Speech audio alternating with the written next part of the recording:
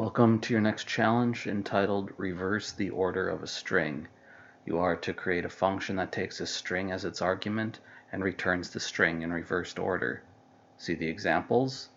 We have the classic hello world, and if you notice the output, if you start reading letters from the end and proceeding toward the front, you'll notice they match. D, L, R, O, W.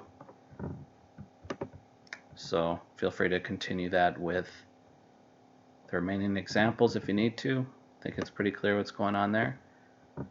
So the one note, you can expect a valid string for all test cases. Wonderful. So let's go code. Now's your chance to pause and have a go. Give an honest effort and then resume when you're ready.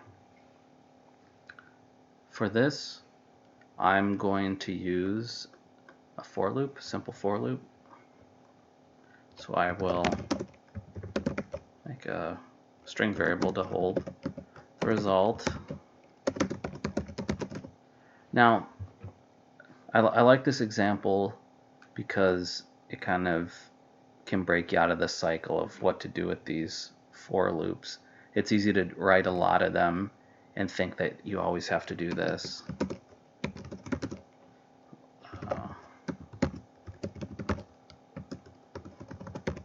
You do that so many times, it's built into a lot of IDEs. If you tab after typing the FOR, you get something like that, or at least in Visual Studio it is.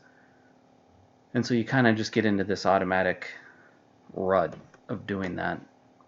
Well, for here, since we're going in reverse, there's nothing that prevents you from flipping this thing on its head. And just like that, we started from the end and are proceeding toward the front by decrementing. So simply grab the string character at that index. That should load it up in reverse order, and then simply return your result. I think this should work. Let's check it out.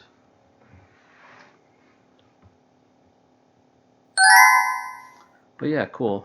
The normal for loop but just sort of reversed, going backwards. And then keep in mind, you don't have to increment or decrement by 1. You could have added by 2. You could multiply by 3 every iteration. You can do whatever you want here. So there's nothing set in stone about the traditional way of doing that for loop. It's yours to modify and customize. So hopefully you knock that one out of the park too. And as usual, share your solutions. Any questions are always welcome. And otherwise, I'll see you in the next video. Thanks for watching.